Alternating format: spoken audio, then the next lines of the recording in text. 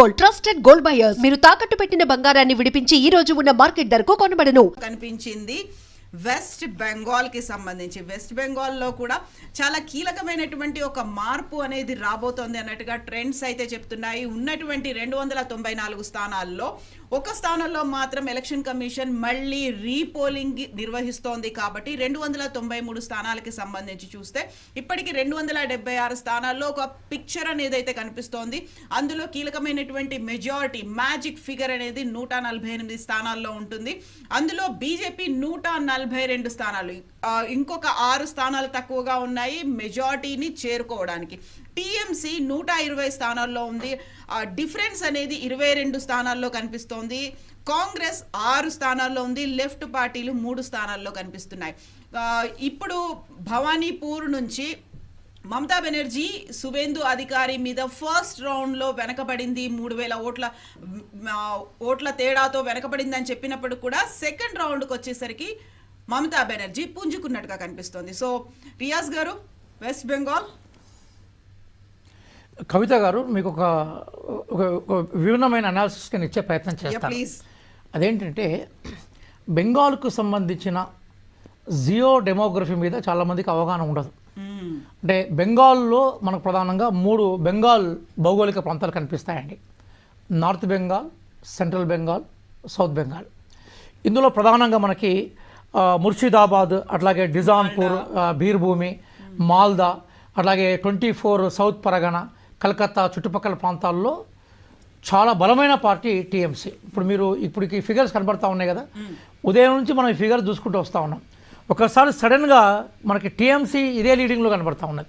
ఇప్పుడు బీజేపీ ఇదే లీడింగ్కి వస్తున్నది, మళ్ళీ టీఎంసీ వస్తుంది, ఇప్పుడు బీజేపీ చూపెడతా ఉంది. ఎందుకు ఇట్లా జరుగుతూ ఉందంటే ఎన్నికలకు సంబంధించిన ఫలితాలు నార్థన్ బెంగాల్ నుంచి, అంటే హిల్ ఏరియా, డార్జిలింగ్ పరిసర ప్రాంతాల నుంచి వచ్చినప్పుడు బీజేపీకి సంబంధించిన స్పష్టమైన ఆధిక్యత మనకు కనిపిస్తుంది. లాస్ట్ టైం కూడా 74 సీట్లు అక్కడ ఉంటే దాదాపు 64-65 హిల్ ఏరియాలో బీజేపీ బలంగా బయటకు వచ్చింది. వాళ్ళకి వచ్చిన దాంట్లో 60-65 సీట్లలో మెజార్టీ ఆ ప్రాంతం నుంచి వచ్చాయి. అదే ఇప్పుడు ముర్షిదాబాద్ జిల్లా ఉందనుకుందాం మనం, 22 స్థానాలు ఉంటే లాస్ట్ టైం టీఎంసీ 22 స్థానాలకు 20 స్థానాలు గెలిచింది. అట్లాగే మాల్దాలో కానీ 24 పరగణలో కానీ ఈ ప్రాంతాల్లో కూడా టీఎంసీ బలంగా ఉంది. కాబట్టి మొత్తం ఓవరాల్గా మనము ఈ పిక్చర్ని తీసుకున్నప్పుడు అన్ని స్థానాలకు సంబంధించిన కౌంటింగ్ బయటకు వస్తే స్పష్టంగా మనకు తెలిసే అవకాశం ఉంటుంది. కాబట్టి ఇప్పుడు మనం ఇక్కడ ఉండి మనం చూస్తున్నాం కాబట్టి ఈ కౌంటింగ్ అనేది ఎటువైపు జరుగుతుందనే విషయం మీద కూడా కొంత తెలియాలి.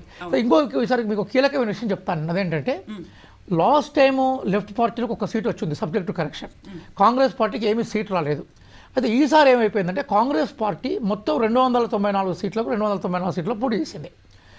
మేము అన్ని సీట్లలో పోటీ చేసే క్రమంలో ఏమైపోయిందంటే కొన్ని స్థానాల్లో, అంటే దాదాపుగా ఒక డజన్ స్థానాల్లో మేము చాలా బలంగా టీఎంసీని మేము ఢీకొనగలిగినాము. కాబట్టి యాంటీ ఇంకంబెన్సీ, అంటే ప్రభుత్వ వ్యతిరేక ఓటు బీజేపీకి పోవాల్సిన ఓట్లలో కొంత చీలిక ఏర్పడవచ్చు. అట్లాగే ఈసారి లెఫ్ట్ పార్టీస్ ఒకప్పుడు చాలా బలమైన స్థానాలు వాళ్ళకి ఉంది. ఎందుకంటే బెంగాల్ కూడా చరిత్ర ఏంటంటే ఏ నాయకుడైనా ఏ పార్టీ అయినా కూడా సుదీర్ఘకాలం మనకి రూలింగ్లో వస్తారు. అంతకుముందు కాంగ్రెస్ పార్టీ అట్లే ఉంది. అజయ్ ముఖర్జీ అనే ఒక లెఫ్ట్ అధినేత కూడా చాలా కాలం పరిపాలించాడు. దాంతో జ్యోతి బసు గారు, దాని తర్వాత ఇప్పుడు మమతా బెనర్జీ. ఆ ట్రెండ్ ఉంది. కాబట్టి సిపిఎం కూడా తను పోయిన వైభవాన్ని పునరుద్ధరించుకునే క్రమంలో క్యాడర్ బేస్డ్ క్యాంపులు బాగా పెట్టి కొంత ఎదుర్కోగలిగింది. ఎందుకంటే బెంగాల్లో పొలిటికల్ సొసైటీస్ అని ఏర్పాటు చేస్తూ ఉంటారు. అంటే ఆ పొలిటికల్ సొసైటీస్ ఆర్గనైజ్ చేస్తూ ఉంటారు. అంటే మనిషి ఏదో ఒక పార్టీకి చెంది ఉంటాడు. ఖాళీ ఉండే ఇప్పుడు మన తెలంగాణలో అందరికీ అన్ని రాజకీయ పార్టీలు ఉండవు. రాజకీయ పార్టీలో ఉండేవాళ్ళు కొద్దిమంది ఉంటారు, రాజకీయ పార్టీకి అవతల ఉండేవాళ్ళు కొద్దిమంది ఉంటారు. లాస్ట్ టైం ఏమైపోయిందంటే మమతా బెనర్జీ టార్గెట్ చేసి కమ్యూనిస్ట్ పార్టీకి సంబంధించిన వాళ్ళని కానీ కాంగ్రెస్ పార్టీకి సంబంధించిన వాళ్ళ మీద విపరీతమైన నిత్య నిర్బంధం పెట్టింది ఒక 10 ఏళ్ల క్రితం. కాబట్టి సెంట్రల్లో బీజేపీ ఉంది కాబట్టి మాకు రక్షణగా ఉంటుందన్న ఉద్దేశంతో వాళ్ళు అటువైపు టర్న్ అయిన సందర్భాలు కూడా ఉన్నాయి. అదే బీజేపీకి ఒక రకంగా బలోపేతానికి మమతా బెనర్జీ గారి యాక్టివిటీసే ఒక రకంగా వాటికి ప్రమోట్ చేశాయి. కానీ ఈసారి ఏమైపోయిందంటే కాంగ్రెస్ పార్టీ కానీ లెఫ్ట్ పార్టీలు కానీ కొంతమేరకు బీజేపీ వ్యతిరేక ఓటుని అలాగే మమతా వ్యతిరేక ఓటుని మా వైపు తీసుకొచ్చుకునే ప్రయత్నాన్ని మాత్రం చేయగలిగాం మేము. కాబట్టి తుది ఫలితాలు వచ్చేంత వరకు కూడా ఇప్పుడు మనకు మీరు అనుకున్నట్టుగానే ఒక 10 సీట్లు అటు ఒక 10 సీట్లు ఇటు ఉన్నాయి. ఎందుకంటే మ్యాజిక్ ఫిగర్ అనేది 148కు వస్తుందా లేదనేది తృణమూల్ కాంగ్రెస్ చేరుతుందా బీజేపీ చేరుతుందా అనేది కూడా చివరి వరకు ఇబ్బందిగా ఉంటుంది. 5-6 సీట్లు కనుక అటు ఇటు అయితే కాంగ్రెస్ పార్టీ లెఫ్ట్ ఎవరికి సపోర్ట్ చేస్తే వాళ్ళే గవర్నమెంట్లోకి రావడానికి మాత్రం అవకాశాలు మనకు కనిపిస్తూ ఉంటాయి. కాబట్టి ప్రాంతాల వారీగా బెంగాల్లో ఓటింగ్ జరుగుతుంది కాబట్టి నార్త్కి, సెంట్రల్కి, సౌత్కి ఉంది కాబట్టి అది ఈసారి సెంట్రల్లో కూడా కొంత బీజేపీ పుంజుకుంది. సౌత్లో సేమ్ తృణమూల్ కాంగ్రెస్ సంబంధించిన అంశం ఉందనే విషయం గుర్తుపెట్టుకోవాలి. కానీ ఒక్క విషయం మాత్రం మనం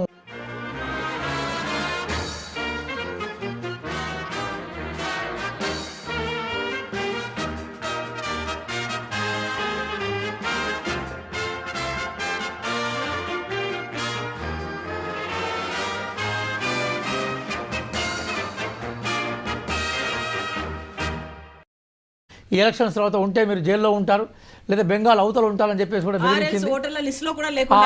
90 లక్షల ఓటర్లని మనం చూసాం. అంటే సామ దాన భేద దండోపాయాలు ఎన్ని మార్గాలు ఉంటే అన్ని మార్గాలు ఉంది. ఒక సింగిల్ మహిళగా అంటే ఈరోజు మహిళా సమాజానికి సరే వారికి ఓడిపోవచ్చు, గెలవచ్చు, అది ప్రజలు ఇచ్చే తీర్పు మీద ఆధారపడి ఉంటుంది. కానీ పోరాట పటిమ ఏదైతుందో పోరాటానికి ఎంత అవతలవాడు ఎంత పెద్దవాడైనా ఎంత బలవంతుడైనా కూడా పోరాటం ద్వారా వాళ్ళని ఎదుర్కొనే ఒక మెసేజ్ మాత్రం మమతా బెనర్జీ ఎలక్షన్స్లో భారత ప్రజలకి ప్రధానంగా మహిళా లోకానికి ఇచ్చిందనే విషయాన్ని మాత్రం మనం అంగీకరించాలి. ఎగ్జాక్ట్లీ ఇప్పుడు మీరు చెప్పినట్టుగా వెస్ట్ బెంగాల్కి సంబంధించి చూస్తే 2021లో టీఎంసీ 215 స్థానాల్లో గెలిచి ప్రభుత్వాన్ని ఏర్పాటు చేసింది. ఎగ్జిట్ పోల్ ఫలితాలు ఎలా ఉన్నప్పటికీ 226 స్థానాల్లో నేను ఈసారి గెలవబోతున్నాను, ప్రభుత్వాన్ని ఏర్పాటు చేస్తాను అనే మాట ఎగ్జిట్ పోల్ ఫలితాలు వచ్చిన తర్వాత కూడా మమతా బెనర్జీ అదే తీవ్రమైన స్థాయిలో చాలా స్పష్టంగా చెప్పారు. ఇది 2015లో టీఎంసీ, 2021లో టీఎంసీకి 215 స్థానాలు వచ్చాయి. ఆ తర్వాత మనం 2016 ఇంకాస్త వెనక్కి వెళ్ళి చూస్తే 210 స్థానాలు గెలిచి టీఎంసీ ప్రభుత్వాన్ని ఏర్పాటు చేసింది. సో ఆ 5 ఏళ్ల తర్వాత వచ్చిన తర్వాత 5 స్థానాలు కూడా పెంచుకుంది. బట్ 2026కి సంబంధించి చూస్తే 119 స్థానాల్లోనే ఇప్పుడు మెజారిటీ అనేది కనిపిస్తోంది. సో కీలకమైనటువంటి ఫ్యాక్టర్ మోదీతో పాటుగా అమిత్ షా కూడా అక్కడికే వచ్చి క్యాంపెయిన్లు చేయడం, బీజేపీ అంటే అక్కడ ఉన్నటువంటి సెంట్రల్ గవర్నమెంట్తో పాటుగా స్టేట్ గవర్నమెంట్ రెండింటికి హోరాహోరుగా జరిగింది. ఆ తర్వాత ఎగ్జాక్ట్గా దీనికంటే ముందే వచ్చినటువంటి ఉమెన్ రిజర్వేషన్ బిల్కి సంబంధించి కూడా చాలా కీలకమైనటువంటి పరిణామాలు ఉన్నాయి. ఒక ఉమెన్ రిజర్వేషన్ బిల్లును అడ్డుకున్నారు అని బీజేపీ చెప్తుంటే మీరు ఒక తొండిగా తీసుకొచ్చారు, ఇక్కడ ఉన్నటువంటి సీఎం మహిళని తొలగించే ప్రయత్నాలు, కుట్రలు జరిగాయి అనే మాట మమతా బెనర్జీ కూడా అన్నారు.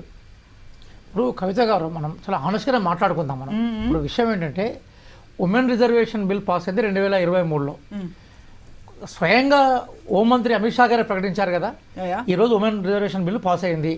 దీన్ని అమల్లోకి తీసుకురావడానికి 10 సంవత్సరాలు టైం పడుతుంది. మేము ఎప్పుడు అమల్లోకి తీసుకొస్తా ఉంటాం అంటే కేంద్రంలో గణాంకాలు జరిగిన తర్వాత ఆ గణాంకాల్లో ఏ